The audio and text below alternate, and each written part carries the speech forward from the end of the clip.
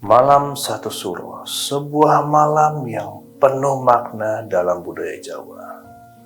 Malam ini sering dianggap sakral, misterius, dan penuh dengan tradisi yang diwariskan dari generasi ke generasi. Tapi, apa sebenarnya makna Malam Satu Suro? Malam Satu Suro adalah malam pergantian tahun dalam penanggalan Jawa, bertepatan dengan 1 Muharram dan kalender Hijriah.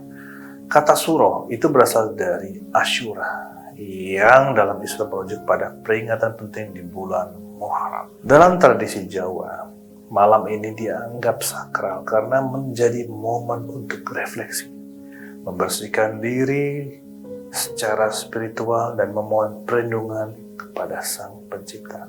Fenomena-fenomena yang terjadi di masyarakat ketika Malam Satu Suro itu hadir, banyak beberapa orang, beberapa komunitas, bahkan secara pribadi mereka mempersiapkan diri untuk pembersihan lahir dan batin.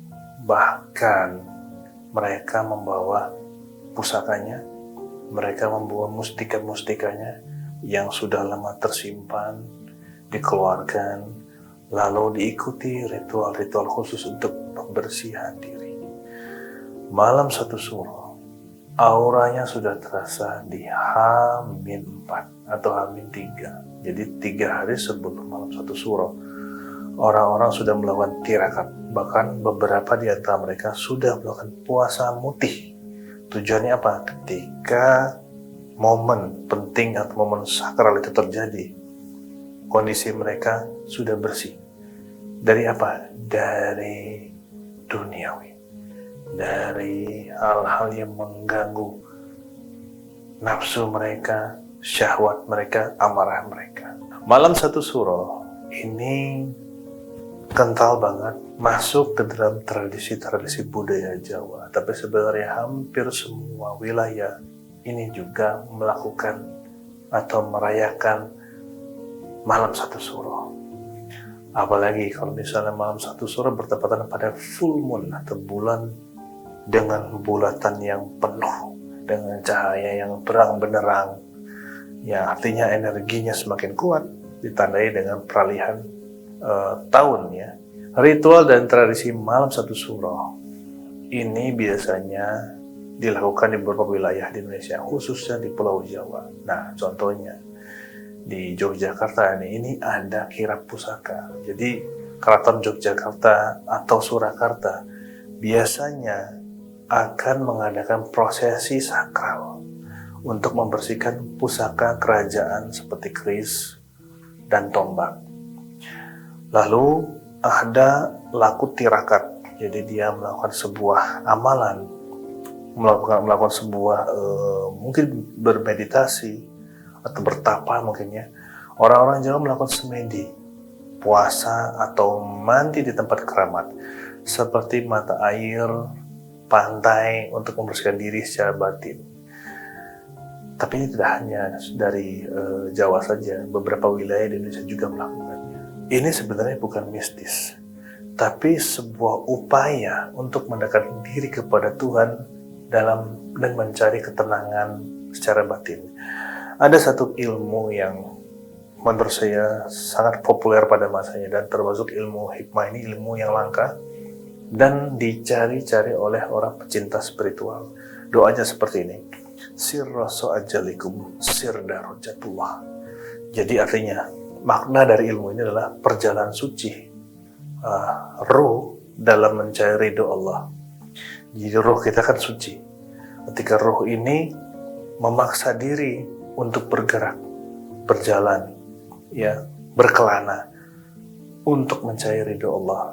Nah, artinya salah satunya mungkin adalah pelaksanaan atau orang-orang yang tertarik, orang-orang yang seperti dituntun dalam melaksanakan pembersihan diri di Malam Satu Suro. Nah, larangan mengadakan pesta. Jadi banyak orang menghindari kegiatan meriah seperti pesta pernikahan dan acara-acara lain ya pada Malam Satu Suro ini, karena akan dianggap tidak membawa keberuntungan. Jadi ini pun menjadi pantangan atau menjadi perhatian masyarakat di tanah Jawa khususnya. Kalau ingin melaksanakan hajatan, mereka tidak akan mau pada malam satu suro. Mitos dan kepercayaan di balik malam satu suro. Jadi beberapa orang itu beranggapan, bahkan hampir semuanya beranggapan bahwa ketika malam satu suro ini adalah malam yang penuh dengan energi gaib. Bahkan di antara mereka, bahkan saya pun sendiri merasakan sehari sebelum tiba malam satu suro itu gelisah. Kadang ada yang hangat badannya, ada yang panas badannya, ada yang punggungnya panas dan segala macam. Nah ini biasanya orang-orang yang memiliki kelainan spiritual akan merasakan seperti ini. Dan banyak orang percaya bahwa malam satu suro adalah waktu di mana dimensi gaib itu lebih aktif. Jadi mereka energi-energi itu berkeliaran di muka bumi, yang mencari wadah, mencari tempat untuk bernaung. Yang biasanya tidak keluar, ini keluar dari tanah, dari pohon, dari akar-akar yang sudah ratusan bahkan ribuan tahun akar pohon, dari gunung-gunung mereka turun mencari tempat untuk bernaung. Karena apa? Energi bulan yang dikeluarkan pada malam satu suro itu menguatkan mereka untuk muncul, untuk membaur ke semua tempat yang ada di dunia ini. Terus pantangan keluar malam. Nah, beberapa orang menghindari bepergian malam itu karena percaya bahwa makhluk halus sedang berkeliaran. Wow, ngeri ya. Dan jimat dan doa khusus. Dan banyak juga yang meyakini kekuatan benda-benda tertentu akan bertambah jika diritualkan pada malam hari ini. Makanya kita lihat ketika malam satu suro, mereka mengeluarkan semua pusakanya untuk dimatikan, dibersihkan. Nah, terlepas dari mitos, banyak orang yang memanfaatkan malam ini untuk fokus pada hal-hal positif dan mereka berintrospeksi diri.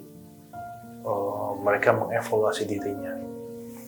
Ya gitu ya. Jadi, kalau menurut saya, dari pandangan agama, dari pandangan modernitas hubungan dengan ajaran Islam, Islam menekankan agar kita untuk selalu introspeksi diri, berdoa dan memperbanyak amal baik di bulan Muharram ya, di bulan Muharram. Tetapi menghindari praktik yang tidak sesuai dengan syariat. Ini versi Islamnya. Kalau dari perspektif modern, di era modern ini banyak generasi muda yang mulai melihat malam satu suro sebagai warisan budaya tanpa harus terjebak dalam mitos-mitos. Nah ini bagus sih sebenarnya, positif juga ya. Jadi sebagai generasi muda kita tetap melestarikan budaya, tapi jangan sampai melaksanakan budaya-budaya yang sampai kita mengorbankan akidah kita seperti itu. Oke, malam satu suro adalah malam yang penuh makna dari sisi tradisi maupun spiritualitas. Pada akhirnya nilai-nilai introspeksi dan penghormatan terhadap budaya adalah hal yang harus kita jaga. Bagaimana menurut kalian nih? Apa tradisi unik di malam satu suro di daerah kalian masing-masing? Tulis di kolom komentar ini ya. Dan jangan lupa untuk like and subscribe juga. Saya Kang Jeffman, terima kasih sudah nonton Stand Up Mystery. Semoga tema malam hari ini bermanfaat. Assalamualaikum warahmatullahi wabarakatuh.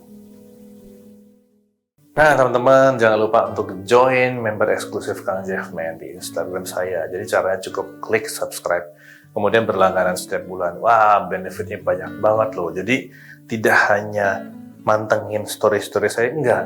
Jadi ketika teman-teman sudah berlangganan menjadi member eksklusif Kang Jeffman, pertama benefitnya teman-teman dapat jadwal sharing konsultasi spiritual di grup itu, di grup member itu setiap hari Senin dan hari Jumat, mulai dari jam 6 pagi sampai jam 5 sore.